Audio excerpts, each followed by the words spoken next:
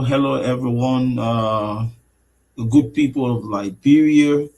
Welcome once again to the Kakis Dialogue.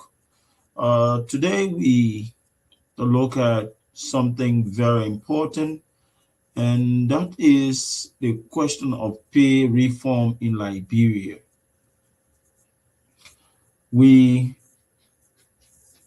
are going to look at it void of politics and try to make sense of the policy issues. Uh, we probably might be looking at this tomorrow, but today I'm just trying to give you a little heads up and prepare the way for our discussion tomorrow regarding the pay role harmonization or pay harmonization political discussion in Liberia.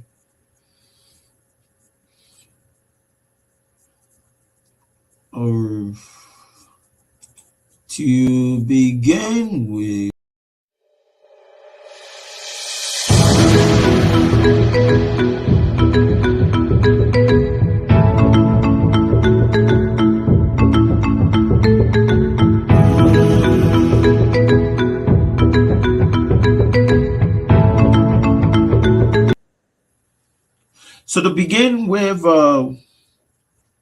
I would like to play for you a video that was shared on social media regarding the finance minister's statement on the class reloaded. Let me find the video for you. So this is the class reloaded. It is a pro-government a radio station, an online TV station. So you have most of the regime apologists on that platform, and they play host to the finance minister, and this is what he had to say. I'll be pushed to say some things. We have reversed that word you use. I don't like to use it. You love the word harmonization. We have reversed harmonization at the LNCC. This year, this budget, 2026, harmonization is being reversed at the GAC. This year, this budget. Talk again clearly. Increases, but because you push me, I'll be pushed to say some things. We have reversed that word you use. I don't like to use it. You love the word harmonization. We have reversed harmonization at the LNCC. This year, this budget, 2026, harmonization is being reversed at the GAC. So here is the thing: the minister has said that the Unity Party government has reversed harmonization. That's my first observation, reversed harmonization. And the next observation that I make is that the minister does not feel comfortable stating the word harmonization. The minister does not feel comfortable stating the word harmonization. But today we need to pause the politics and return to history, facts, and policy. Recently, the Minister of Finance suggested that the government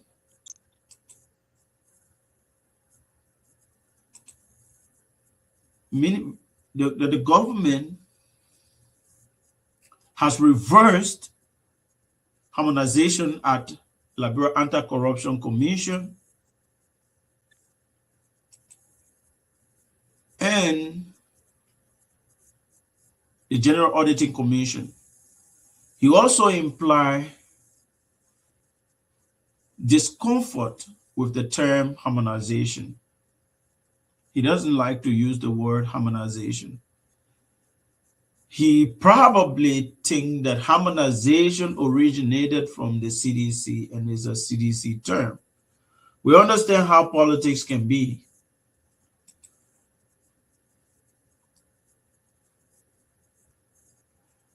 Today,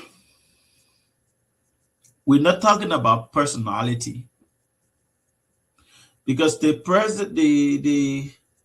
minister's statement sparked a response from former Minister of Finance Samuel Tue.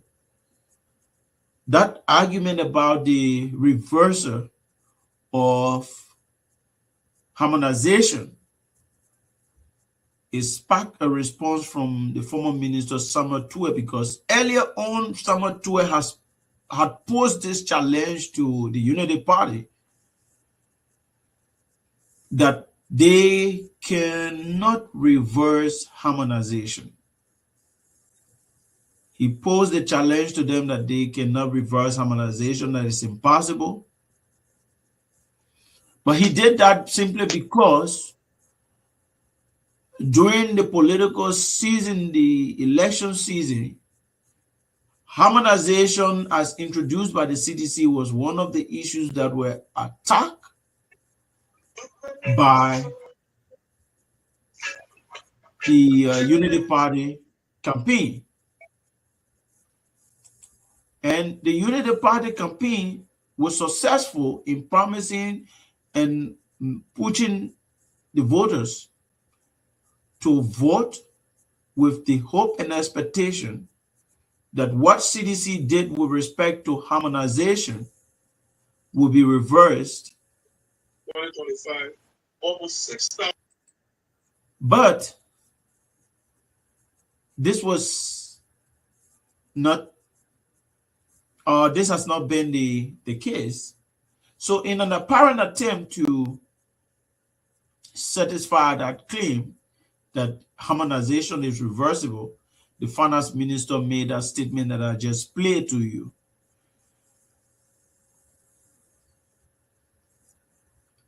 Because salary harmonization did not begin, we say, with the CDC government, we should treat this thing as a memory rather than an attack on personality. The harmonization of salary did not begin with the CDC government, not at all. And it cannot end simply by political reference. You see, salary harmonization did not originate with the CDC as a CDC policy. It did not originate as a CDC policy. It began years and years back under the Ellen Johnson Sirleaf administration as part of Liberia's long-running civil service reform and pay reform strategy. By the mid-2000s and early 2010s, Liberia public pay system was already broken. And I must say that when the Ellen Johnson Sirleaf administration came into power, they altered the budget in a very significant way. And we will get to that point. The problem was not a low salary alone. The problem was how pay was structured.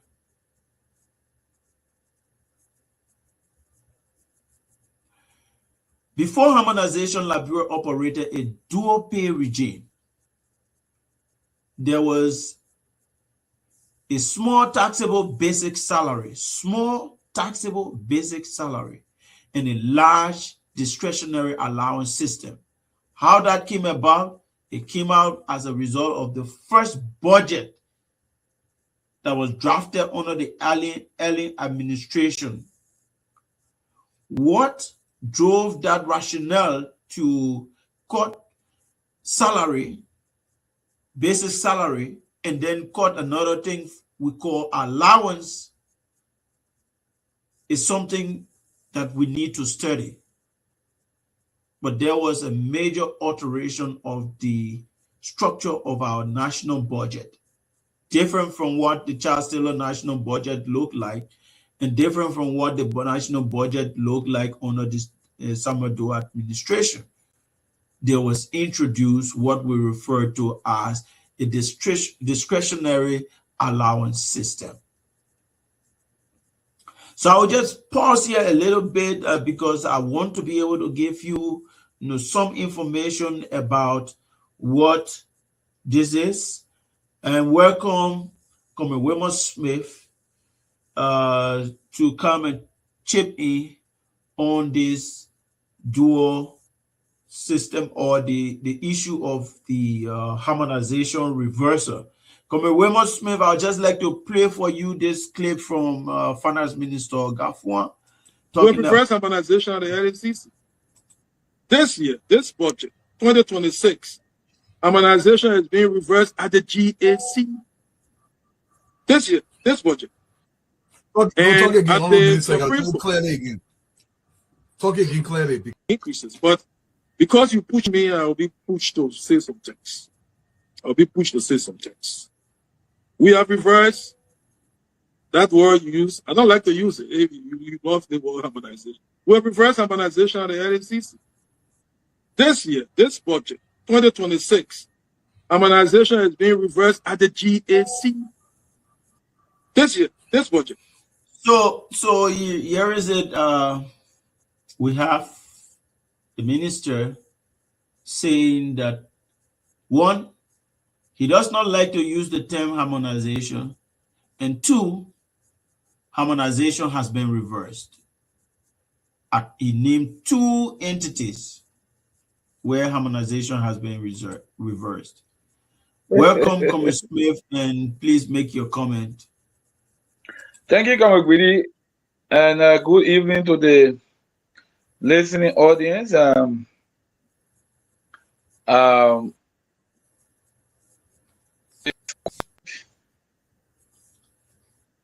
Quite interesting and unfortunate.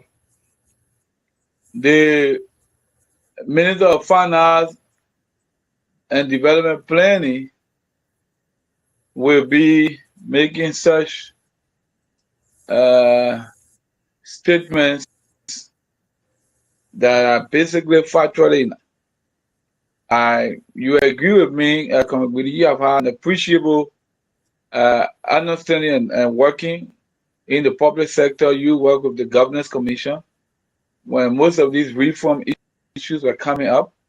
I work at your finance as a budget analyst, as a technical assistant I was a key technician, working along with my boss under his supervision, dealing with most of these issues. And so, when the Union Pilots came to power in 2005, 2006, the first thing they decided to do was to downsize people, and later on, giving their own spirit in terms of the action they wanted to take. It did not suit the description of downsize.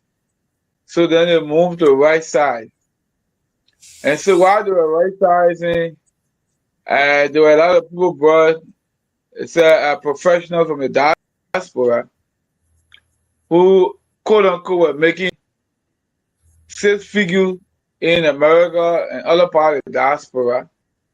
And so, on the basis of that, they were coming to make sacrifice. They talked to them to come and sacrifice.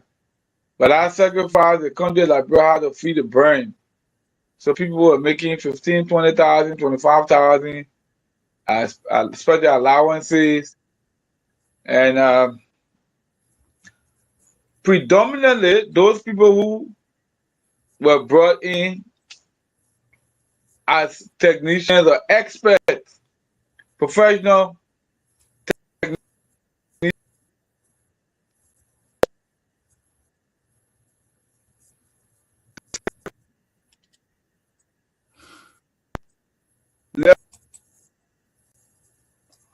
We are sorry.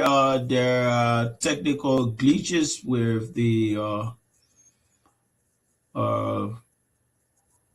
system of Commerce Smith.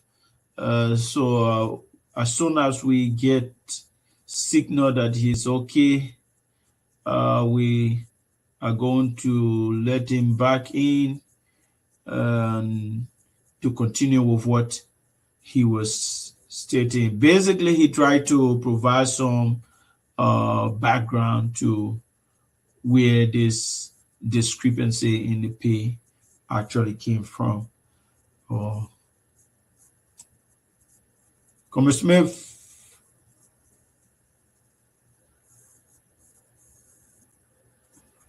Okay, so as I was saying,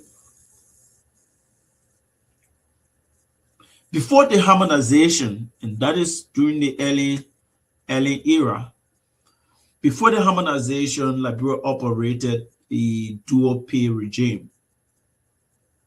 That was a problem that was even observed by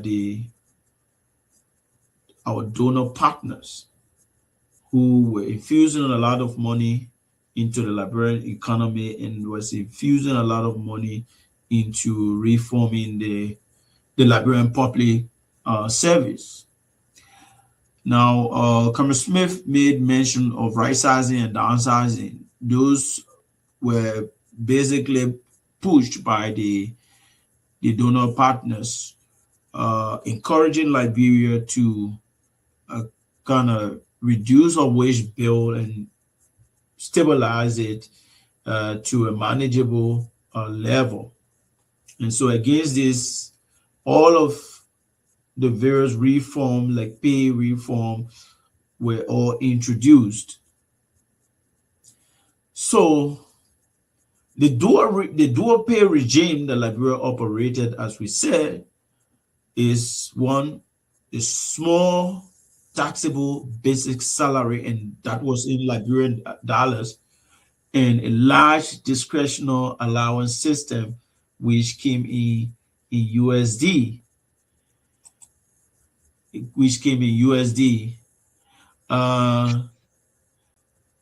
But this produced four dangerous outcomes. But before I move to that, I'll just allow Comrade Smith to come in and continue from where he stopped.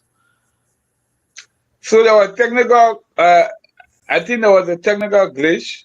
So I don't know what was the last point I made. So you were basically talking about those people from the diaspora who claimed they were making six figure and they have to be accommodated because they were sacrificing. Yeah, and so and that constituted for over 69% of the workforce, and they were being paid predominantly discretionary, non-transparent U.S. dollar, and so the rest of the civil servants were being paid Liberian dollars, and then eventually you had a period of monthly wage bill of 22.6 million just for the civil servant, excluding the presidential appointee, and then eventually decided to include ordinary, maybe senior civil servants, giving them some, including on the special allowance. They had general allowance, special allowance, and then you got the government CSA payroll. So the CSA, the Civil Service Agency, was not in charge of the entire government payroll as a result of that special general allowance component. And so, because they were not considered civil servants, they had come to make sacrifice to carry the necessary reform, so they had them in that special category. So it was not managed by the Civil Service Association, even before the SES came later on, sponsored by the UNDP, that went on the Civil Service Agency. But the rest of these people who were under the special allowance and general allowance, they were not under the civil service. So the civil service did not have full control of all the agencies under the Civil Service Association monthly payroll. And around the time the regime was coming to an end, the Unity Party regime was coming to an end, the donors were providing direct budgetary support to the budget for even personnel costs. So the donors were shouldering, providing money to be able to take care of these very dangerous special allowances that were not discretionary, that were discretionary, I mean. And so the donors highlighted the donor elected the government. Sorry, not highlighted, but elected the government that they were experiencing donor fatigue, and going forward, they wouldn't be able to provide that amount of money for the bloated payroll to sustain that. So there was a need to harmonize the salary structure across the government. And so a $10 million was contributed by the donors in that regard to be able to address that situation. Interestingly, the regime decided to take on a pilot phase project where only 4 institutions benefited. Instead of bringing a consistent approach to the payroll, you have civil service, NRC, gender, foreign affairs. Of course, the Ministry of Finance has your own protester now that they have merged with the planning ministry, was not the Ministry of Finance and Development Planning. And so where people with BSc salary went up, and directors are being paid around $3,200 at those institutions. And so it defeated the purpose, and the USAID did a report. The process might be studied, pay and payroll reform. It was conducted by USAID. And they submitted that report to the new government that given the situation, things were going ugly. They were afraid that civil service might not even be able to take pay after a couple of months, given the trend. And so harmonization became compelling. It was imperative. It was clear that there was only one choice, and that choice was bring a consistent approach to the messy, bloated civil servant payroll. And so, harmonization was a discussion with the international partners, the IMF, the World Bank, in order to ensure that macroeconomic stability was possible, to ensure the balance of bank payment. It should be obtained a facility from the IMF to deal with the balance of bank payment issue. Those are the demands made by those global financial institutions, that you have to deal with issues to be able to release your space so you can have some space. Other than that, we'll be back at square one. Yeah, let me hold you there, Comrade Smith. And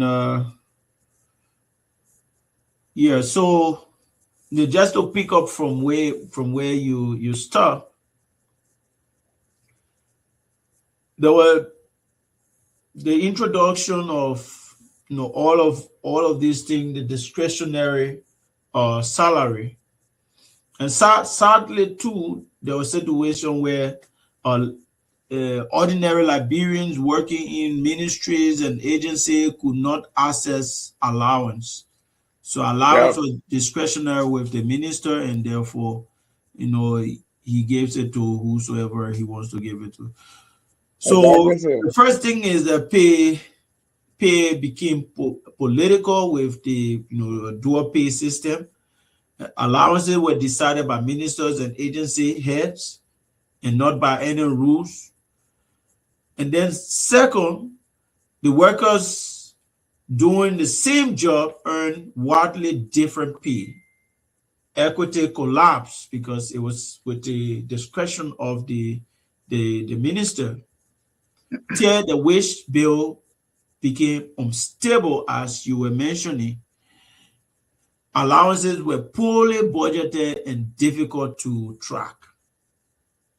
And fourth, the payroll data became unreliable, undermining planning, audit, and trust, because you have a huge chunk of the pay discretionary to the minister. So by 2018, the wage bill consumed over 60% of the government spending. By 2018, over 60% of the government spending was consumed by the wage bill, leaving a little for development. I don't know what is the percentage now that the wage bill is claiming, but that was the situation by 2018. I remember very clearly that by the time the issue of downsizing and right-sizing was concluded, the total personnel on the wage bill was like 32,000. 32,000. That was the total personnel on the wage bill. But by 2018, we said the wage bill was consuming about 60% of the budget. So ideally, you just have 40% for other things in the budget.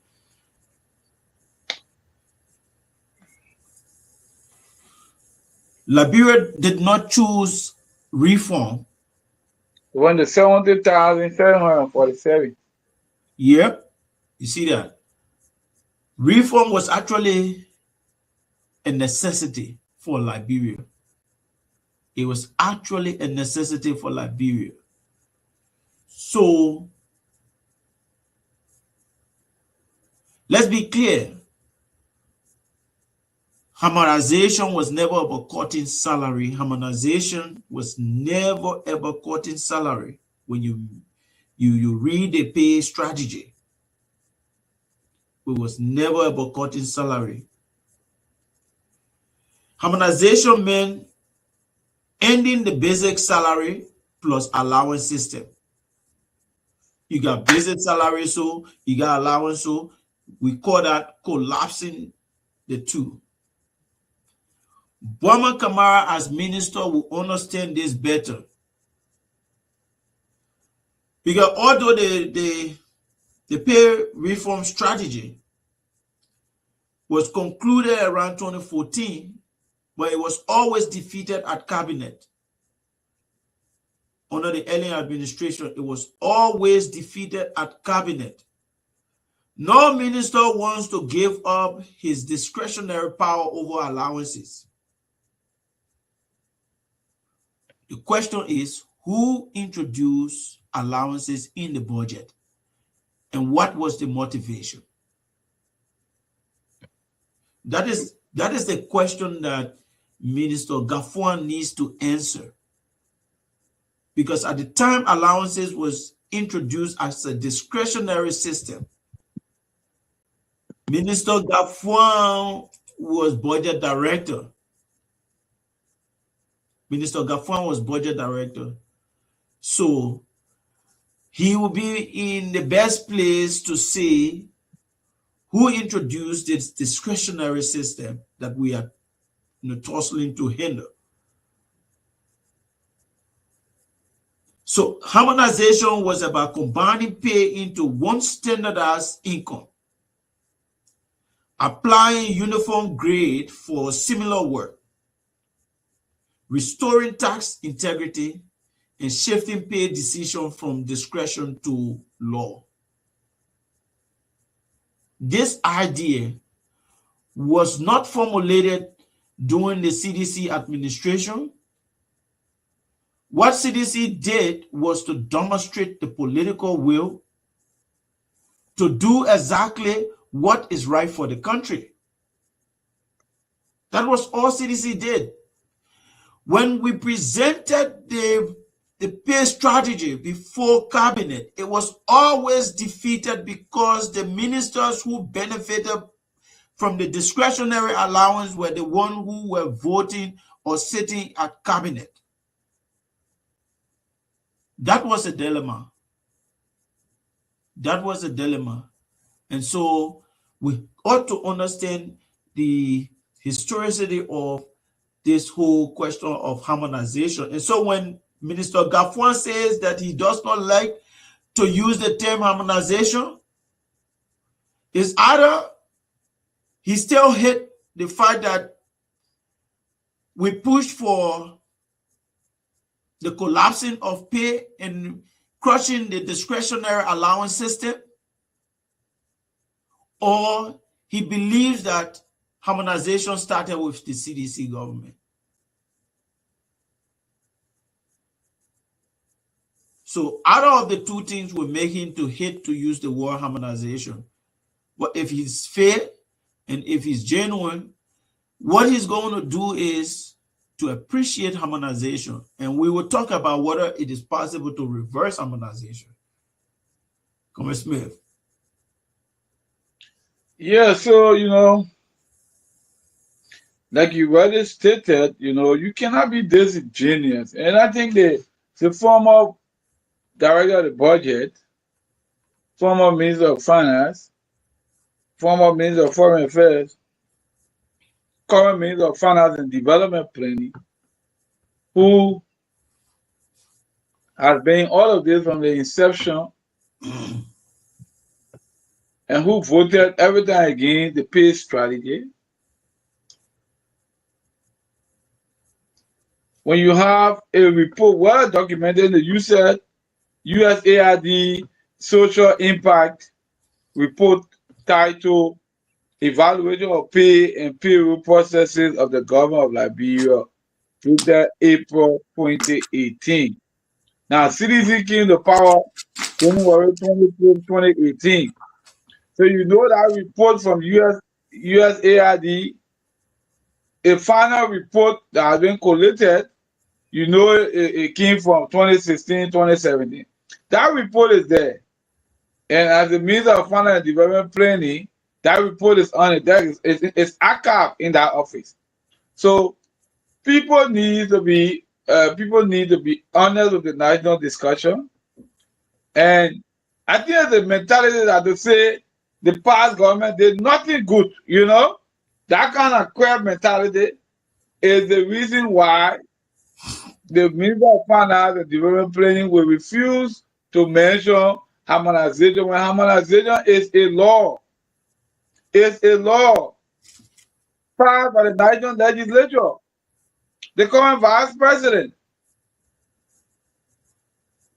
But then he was a lawmaker. He was one of those deeply involved. The entire legislative committee, he was co-chair on Ways, Means, and Finance. All right, Vice President Jeremiah Kuhn. They were closer with the executive to establish the Standardization and Harmonization Act. And so, the process of submitting a bill, going through legislative scrutiny, before voting upon it, before passing it into voting upon it, passing and sending it to the Senate for concurrent, and then going back to the president to sign into law. So how can one man just sit down on down floor because he have maybe go drivers at the office or maybe order, good food, and just say we have reverse harmonization. And really, look at the trend. The pilot phase, when the 10 million was contributed on the payment strategy to deal with the bloated payroll, they targeted only 4 institutions. And look at what the minister is saying again. How many institutions he need that he carry that pay up? So he consider pay grade as reversal. And the LSCC and the GSC he mentioned are integrated institutions for which they were not part of the harmonization process from the very beginning. So how can you say you increase your salary, which is welcoming, and then you say you reverse harmonization? But why we didn't hear the roadmap? Because I'm taking you after the submission of our 3 budget, before we hear say 2 or 3 to 4 institutions I received a little bit of pay grade now. This is not new. Even under the CDC government, after harmonization, after 1 year to 2 years, people pay started to go back up. Even with the health workers, you remember there was an agreement signed that their money will go back up. I think in January of 2024 or February, it's going to go back up to 25%. There was an incremental plan. In recent days, I think you heard them striking, praising the past government who sat with them to create a roadmap for the incremental pay rise, sign, and that honor this government that is not being realized. So, harmonization is a give room for incrementing salary eventually. And so it's in the law. I think somebody is trying to shield their underperformance or the public outcry that the basic bread and butter issue are not being addressed. And these people always know how to scapegoat and find ways to run from their incompetence. When the people brought downsizing, really, and later on right-sizing, what was the intent? What they want to do? Is they want to run what kind of government? Small government for efficiency. Not so? So how you want to run efficient government? You put the civil servant at 32,000 and you took them for 32,000 and carry them back to what? 700,000 and some more. How you tell you? I was with the Minister of Finance when we met the 11 index for the HIPAA completion. And after we got that waiver, what happened? The same regime took over 800 million plus, back in debt. And so, I don't know whether, I think it's deliberate. People intend to be dubious with the fact. Yes, but quite frankly, because even I was with the Foundation for Human Rights and Democracy when the whole issue of downsizing, sparked a debate in the country, and we had just established the Foundation for Human Rights and Democracy, and it probably was just maybe like 3-4 years in existence, and we were focused heavily on economic, social, and cultural rights. And so the issue of downsizing appeared to us as an attack on the rights of people to work, and we needed to engage the government to make sure that they were on course with what they were doing and that they were not violating the rights of people. What appeared in the first instance was that government attempted to arbitrarily put people down. Exactly. And so Ford took up the position to criticize that, and we didn't only criticize, but we engaged the CSA, the Civil Service Agency. We even had an interview with the Civil Service Agency boss, Ikenna Wesley, and myself. We had an interview with the Civil Service Agency boss. We called that media advocacy, and we were basically putting to him, some of the issues and how they can be able to. So right from those engagement, they were able to rename the whole program Right Sizing. So Yeah. the naming right sizing, right sizing was different from downsizing. Downsizing was denigrating. These people have Yeah. profession, they have career. Downsizing and was you basically just taking people and putting them down, right? It was a different thing, but right sizing was doing a full assessment of the people where they are, and if there is necessary to shift them, you do that.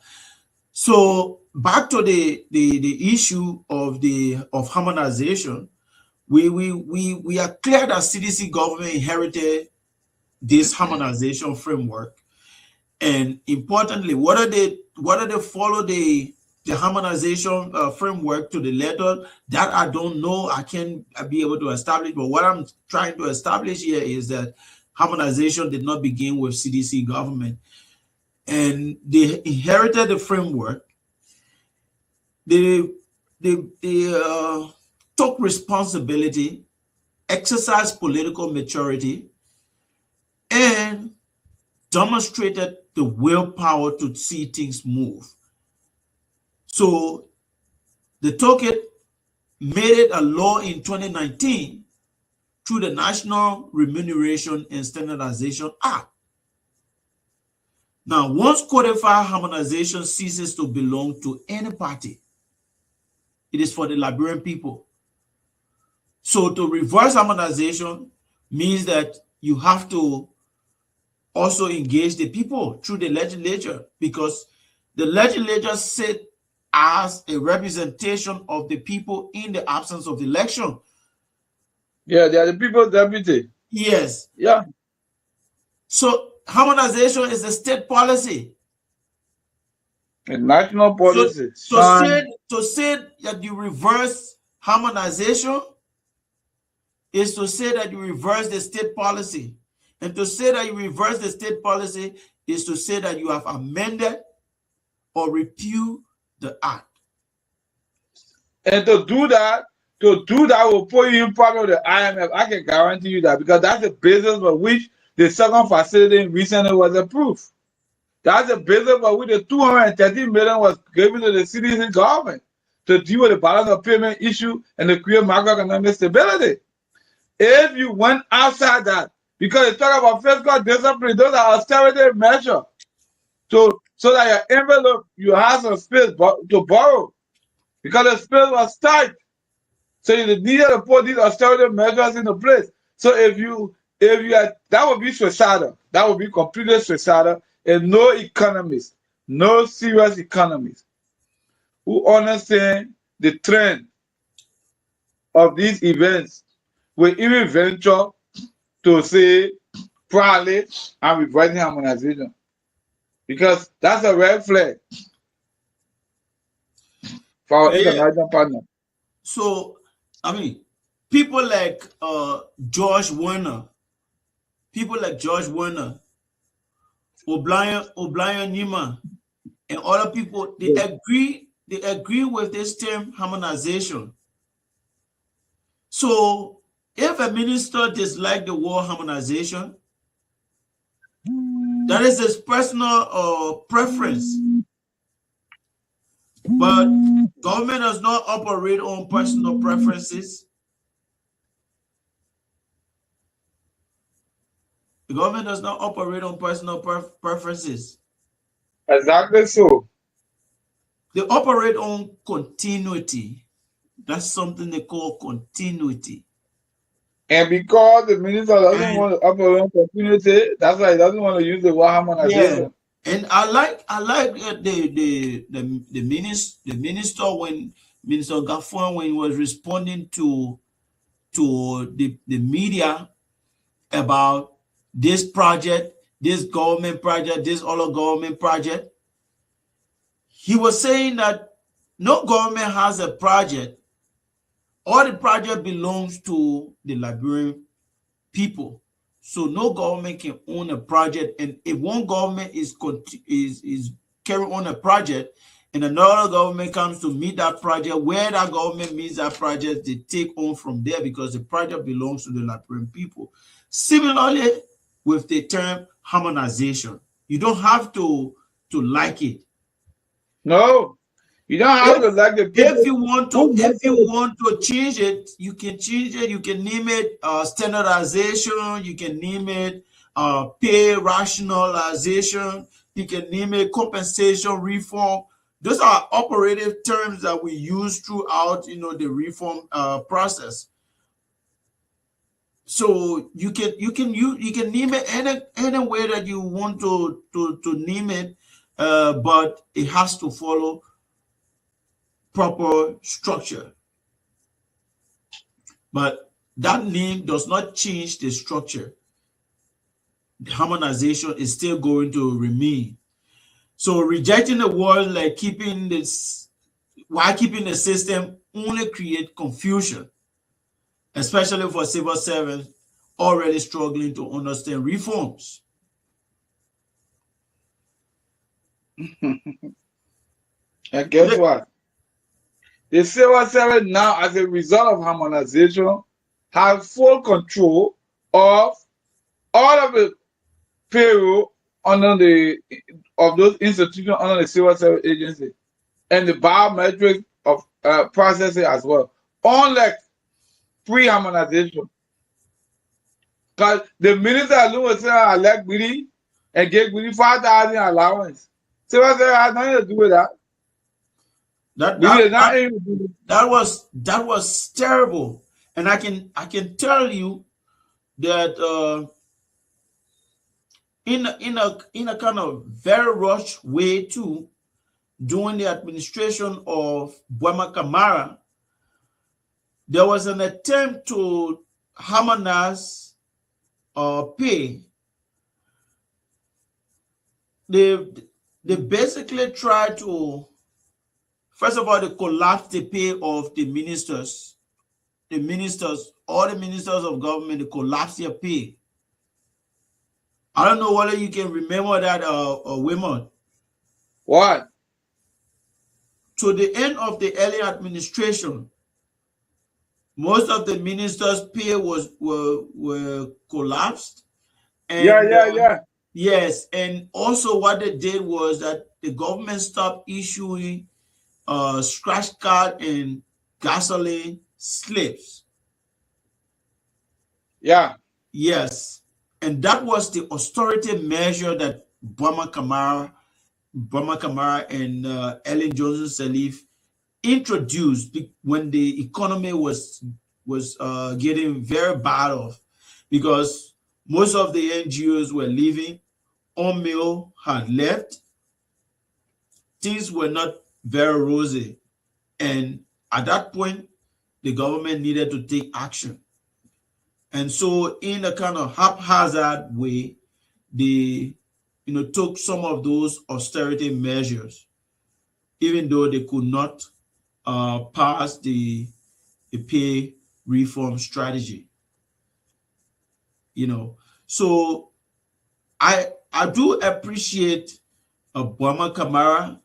He probably one of the ministers who is closest to understanding the reality that the CDC government actually faced at the time, because austerity measures were not introduced by the CDC government. They started being introduced by Obama Kamara, the Ellen Johnson Sirleaf That's administration. why you remember when President Sirleaf made a policy statement that like there were tougher days ahead, like plenty Yes. fasting abroad. Those were the warnings. Yeah, sure. And if Minister Kamara has stayed over to the CDC government, he would have done the same thing that CDC did in her early time. He would have opted not to purchase vehicles for ministers. He would have opted not to pay scratch card and gasoline slips. He would have opted not to include in ministry's budget vehicle maintenance, huge vehicle maintenance allocations. He would have taken some of those stringent austerity measures that Samatua took under the CDC. So Look, harmonization and austerity measures started taking shape under the Ellen administration during the term of Obama Kamara. So I don't see it as a bad thing at all. Now, this question of reversing harmonization is something that I don't really understand. How can we reverse harmonization?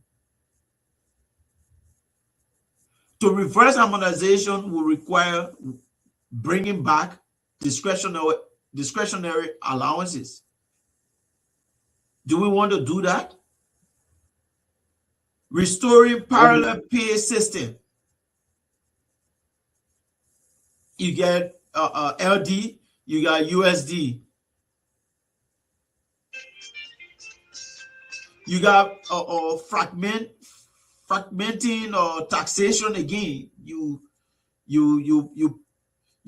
have one pay being taxed and another pay is not taxed. Yeah, the general allowance will not be taxed. Then you and mind you, that allowance component is two. They got special allowance and they got general allowance. Then they got scratch card. So then you return salary decision to politics. Yeah. So how do we reverse harmonization? I don't really understand. To say we reverse harmonization. I don't really understand. How do we? The campaign understanding of harmonization should be different from the technical understanding of harmonization. The audacity to put all the energy into an unwholesome exercise is unimaginable. You have 69% of the budget going toward general allowance and special allowance. 31% going to work. The real people who doing the work, say what's in the reason Liberia, and never saw what you call allowance. And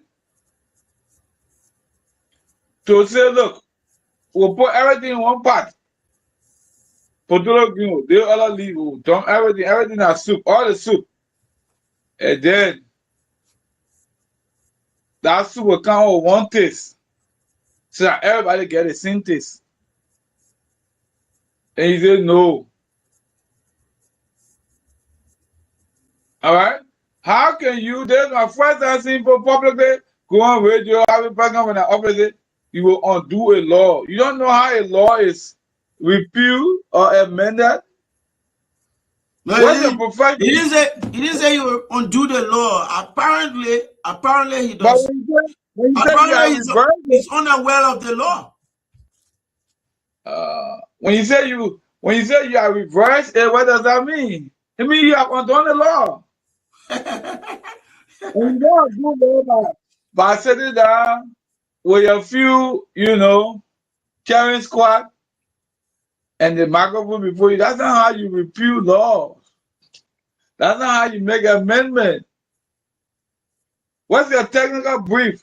What have you submitted to the legislature for them to review? And interestingly, just I think better 2 weeks ago, the Senate said what? They are calling out the review harmonization. Not so. So while they are trying to review the Minister of Finance and Development and already reversed it. You see the inconsistency in the coordination with it? So while the Senate say they have plans to review harmonization, they just want review to see how far they've gone. Yeah, because I don't see it possible for harmonization to be reversed. To make that statement is either that you're not understanding what harmonization is. Harmonization cannot be reversed. Harmonization cannot be reversed. It's not possible. Because if you reverse harmonization, you reopen inequality. When you reverse harmonization, you destabilize the wage bill. When you reverse harmonization, you undermine audits. And then you break the law, just as you were saying, Comrade Smith. Yeah. You cannot reverse a structural legal reform without dismantling the entire system that replaces it. What can be done is to strengthen harmonization. There is nothing like reversal. You can't reverse you need strong compliance regime. There was a lot of money. There was lot of money. American will understand that. There was a lot of money placed into consultancy, international consultancy, to think through pay reform. And if they came up with that policy proposal to harmonize pay during the early administration, and CDC demonstrated the political will to carry it on, no matter how minimum that is, you can only come and demonstrate additional political will to strengthen it. There is absolutely nothing, it makes no sense at all to say you reverse harmonization. It's not possible, except you don't understand the pillars of harmonization and what harmonization to address.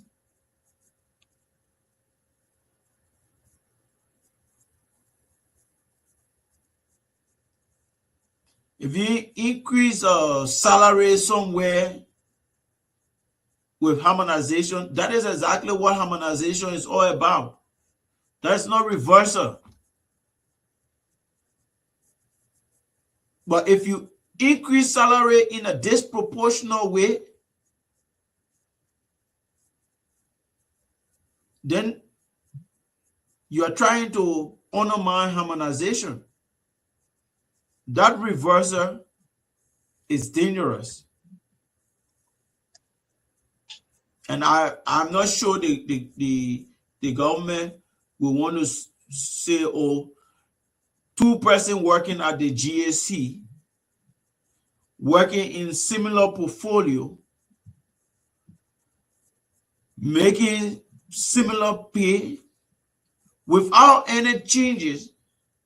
One person is now giving 2,000 more than the other person, and we think that just to achieve the reversal of harmonization, because that is what the reversal of harmonization will mean.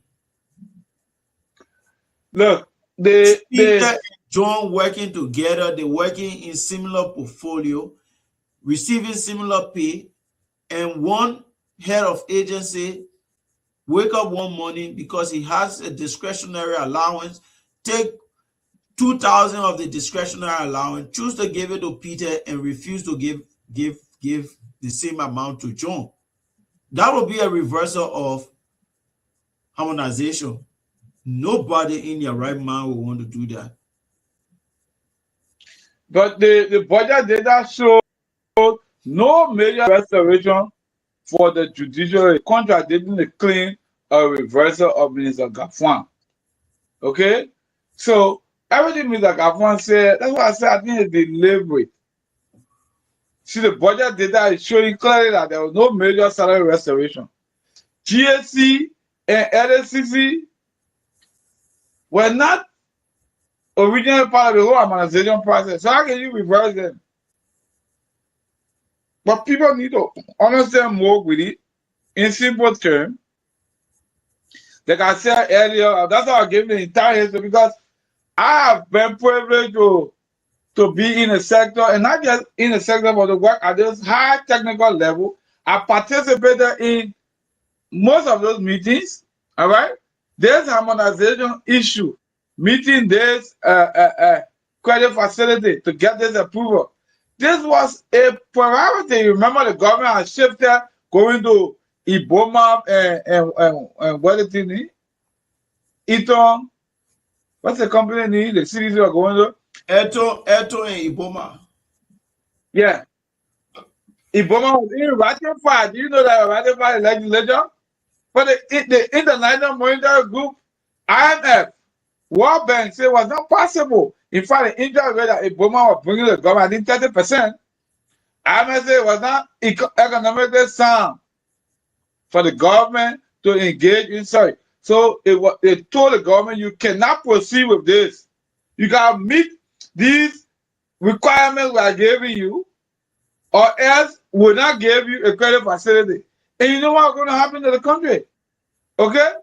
But as a result of harmonization, the public wage bill that was ballooning and consuming a large share of the national budget, harmonization reduced the total wage spending by cutting higher salary and eliminating many allowances. Our people need to understand this thing. The harmonization helped Liberia meet the IMF and World Bank fiscal requirements, unlocking external support and stabilizing the macroeconomic environment. That's why I'm explaining in simple terms.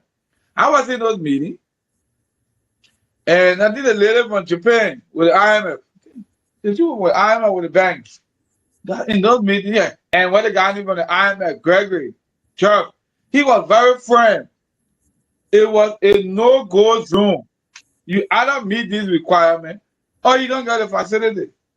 And once you don't get a facility, the external support wouldn't be unlocked. And we needed that. You remember, at some point in time, the city government the salary for citizens was delayed. We're going to the next month for the pay because they were relying now on domestic resource mobilization from the revenue intake, and then they joined the United Party government in the DO cover. Again, the United Party made that narrative appear like that was something of the citizens know. I know during the transitional term at the Ministry of Finance, 3 letters came, one from IFA, the Italian company, institution that support agricultural activity. They have written that 2.1 million of their money were removed from their account. 2.1 or 3.1 million were removed from their account somewhere in 2017. And they needed explanation on why that money was moved. And they gave timeline for that money to be paid. So each of the official statement pulled out of the country. So the new government had to pay that money. But guess what? They didn't make it public. I read those letters. And maybe I need to check my archive. You had 3 of those letters. I'm speaking facts here, and people know. So the government, and that's the reason why now in the last day, Burma was facing those problems. He took that money to meet the payroll, because the payroll was challenged. So they started collecting from the donor money. When they get revenue, local revenue, then they replace that. And we could not continue with that pattern and see what harmonization has done. It has improved fiscal discipline. It has reduced budget deficit, increased credibility with international partners. What has it done for the common people? Teachers, nurses, police officers, and other frontline workers saw salary increases. This is a fact. In recent times, I think the surgeon was demonstrating just last week, really, informed the health ministry. They said these things. And what happened when the people experience salary increases? It improved their income for thousands of lower paid civil servants. It boosted household consumption for lower income families. It reduced extreme pay inequality within government. Improved the morale in essential services, education, health, and security. All right? This, after harmonization, doctors' pay moved to $2,000, really? $2,000 US. Yeah, the problem I have with the doctors' pay moving up is that if we take doctors' pay up, I expect that the Unity Party government will say to the Liberian people that, just as the CDC government said to the Liberian people that all public university or public schools are free, the Unity Party government should be able to say to the Liberian people that you can access free health care. Because if doctors are available, they should be available 8 hours and receive compensation for that 8 hours. So if you increase the doctor's pay to $2,000, $2,500, those doctors must be available to the various hospitals for 8 hours, and they must be able to see the patient. So one doctor, for instance, can see almost like 20 to 28 patients within a 7 hours period. Because the basic thing about healthcare will be diagnosis. That the doctor should be able to see the patient and be able to diagnose their problem. If they should be referred to lab, they can be referred to lab, but the doctors can take 15 minutes to talk with the patient and be able to diagnose the patient. So that's a issue for another time. But just as you mentioned the question of increasing the doctor's pay, we should also think about extracting performance from them. Yeah, because they want the doctor to be focused at the hospitals, to be domiciled there. Because most of the doctors, they work in the 3-4 hospitals. They spend more time in the private clinics and pharmacies. Yeah. So that was the idea. That was the idea, to get them more dedicated and committed, so that they can provide more basic health care to the population. Nurses will move up to $350, the bare minimum for all nurses. The standard was set there after harmonization for $350, with an opportunity for pay increment. So a very brilliant document that they should not be demonized, because the very people who got us to where we were, that harmonization became compelling. Okay? And the people now who want to shut it down, because they created a corridor, they created a situation for which we have no way out but to go into that process, so that we're able to qualify for the credit facility. The first 200, that's the first 213 million kindle under the We administration. And that was for the sole purpose of the balance of a payment issue of the bank. To what? So increase I think the time is fast spent now, Comrade Smith, and we should be wrapping up So I'll just allow you to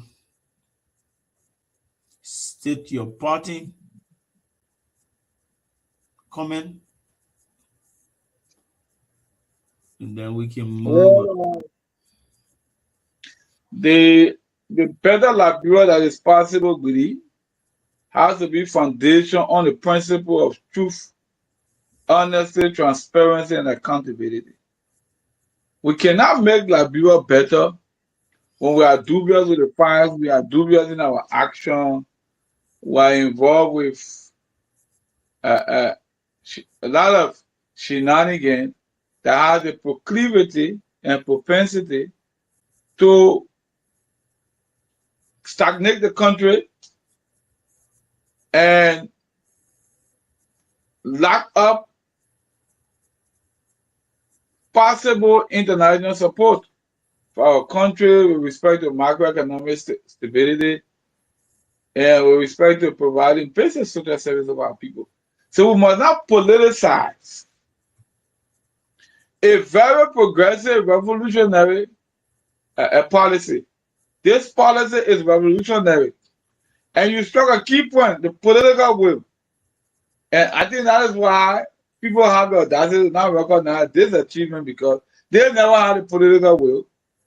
Somebody mustered the courage, took the bull by the horn, and said, this thing will cause me, there will be political consequences of this action. Because people who have gotten used to their extravagant lifestyle as a result of this, special allowance and general allowance now, this will affect their disposable income. Their purchasing power will reduce. There many bad habits will not be. So they will get what they're going to and frustrated. So they could gang up against my government. But in the face of that, the president in 2019 mustered the courage and made harmonization policy a reality. The salary harmonization policy of Liberia.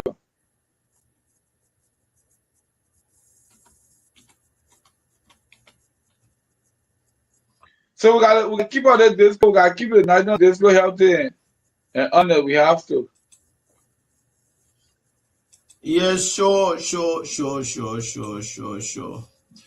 Yeah, it has been a wonderful conversation here today, and this is not about politics. It's just about putting the discourse where it ought to be. We definitely have come a long way, and I have spent some time with the Governance Commission and interacting with the Civil Service Agency on their civil service reform strategy and public sector modernization program. I've worked with a number of those guys called George Wilson, O'Brien Yuma, Patient, Darlington Smith, who is currently a deputy at the Civil Service Agency. Darlington will understand that harmonization is not did not start with the CDC. It didn't start with the CDC. The biggest thing that is sorry to interrupt, I disagree. Darlington work with you, and from what he said, they should be able to be providing clarity on this issue, but their conspicuous silence means that they are in cahoots with the current program. No, but what I'm saying is that Darlington is well positioned because he spent a lot of time with the Civil Service Agency, and he understands that long time ago we were working on this pay strategy, and he understands that this whole question of harmonization did not start with the CDC administration. And the biggest thing that the CDC administration did was to muster the courage and demonstrate the political will to do what the Unity Party could not do, that is put the policy into action. So there is nothing like, taking the posture of reversing harmonization. If that is the posture that the government is going to take and the minister is going to take, that will be a wrong posture. I agree with, as a technocrat, I agree with Samuel Tue that harmonization cannot be reversed. And if we brought O'Brien Newman here, he would tell you the same thing, that harmonization cannot be reversed. If you brought George Werner here, he would tell you the same thing, that harmonization cannot be reversed. George Wilson will tell you the same thing, harmonization cannot be reversed. What we can say, what we can say collectively is that the CDC might not have operationalized harmonization in the way that was described by the pay strategy. But with considering the imperfection, all that can happen is strengthening.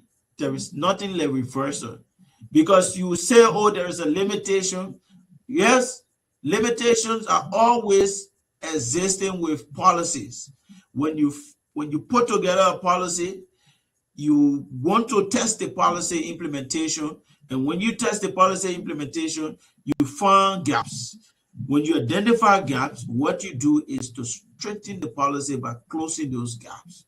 So strengthening the harmonization started by the CDC is what the option of this government or the posture of the government should be, because that means fixing pay compression transparently, correcting the anomalies using clear criteria, communicating reform honestly to workers, and enforcing the law consistently. This is how trust is going to be rebuilt without reopening chaos. The bigger lesson that we can take away is that harmonization was politicized during election. Now it must be governed responsibly. The early administration assigned the reform, the whole harmonization reform. The CDC administration legalized it, operationalized it. The current administration must manage it wisely. History matters, and this is why we try to, go back and see where this thing comes from, and try to tell you why it cannot be reversed. Because if someone to us says it, people would think it political.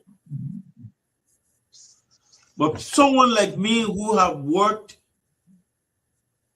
as a technocrat around that space knows that the harmonization of pay did not start with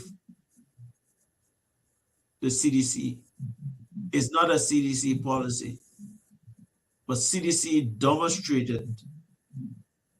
No, it's a CDC policy. The concept did not start with CDC. CDC formalized the concept.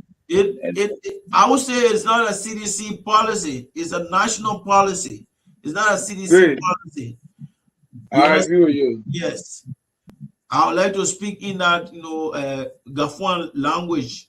And, it's a national policy. We're just making reference to those. I cannot be a language when talking about reverse. Like, not can be a language.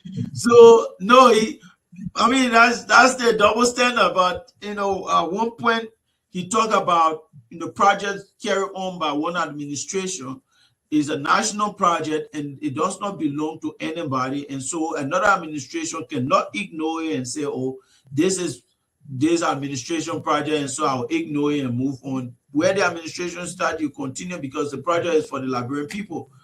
That logic was very fun.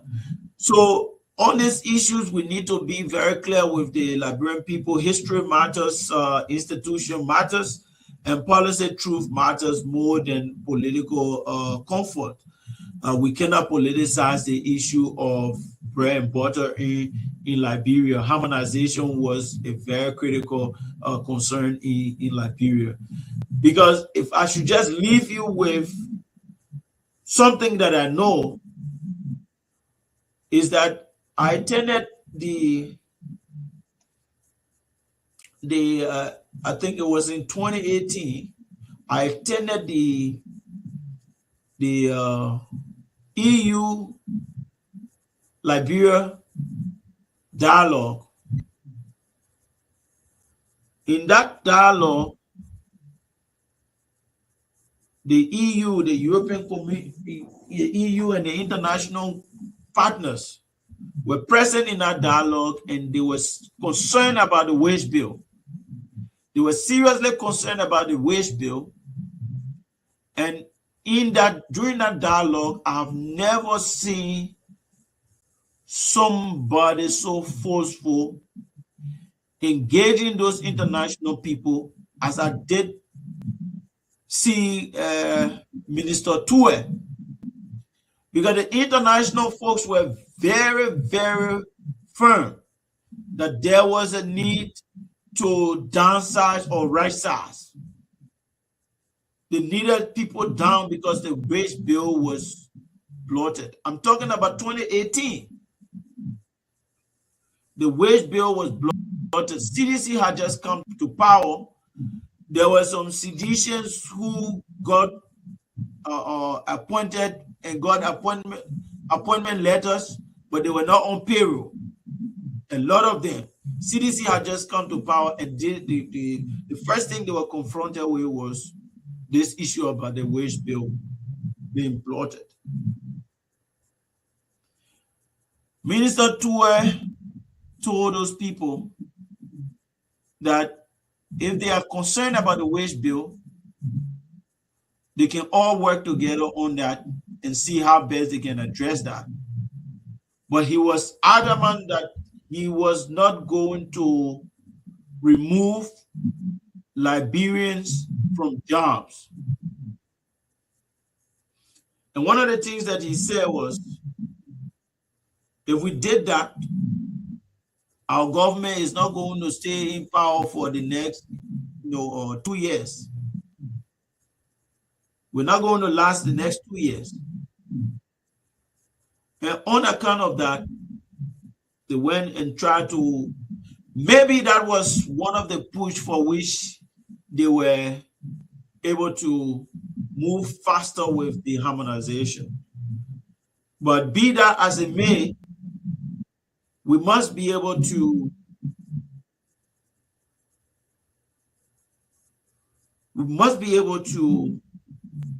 engage the public discourse without those heavy political garments and armors. We must be able to divest ourselves of partisan political lineages. We must speak to the people of Liberia from a very, very, very, very fair and integrity-driven position. Harmonization reversal is not possible. Harmonization reversal is not a thing to be in our political discourse, in our government discourse. Harmonization strengthening the language. The CC did not achieve the intent of harmonization. Harmonization is meant to make the people's life better. And so it is on the Unity Party administration to make sure that they push harmonization. And whatsoever name you choose to call it, push it to the next level, because it wasn't exhaustive. It wasn't exhaustive. It only created the condition for a sustained political will towards transforming the lives of the people through pay reform. And this has been the 24 TV Kakis Dialogue. We are very grateful for those of you who managed to stay on to listen to us for the last 1 hour. We will be here tomorrow to continue on this discourse and other pertinent issues. What we say always is that a better Liberia is possible, and it's only possible if we take off our political hats, begin to think Liberia, begin to think about our family, our children. Forget about politics. Politics does not mean anything if your life is not better. So when you speak to national issue, speak to it as if to say you are concerned about the next man that is lying behind you. You are concerned about your brother. You are concerned about your sister. You are concerned about the rest of the Liberian people who will otherwise not come to your house to beg you had the situation been perfect and good for everybody. Thank you once again, and have a blessed, good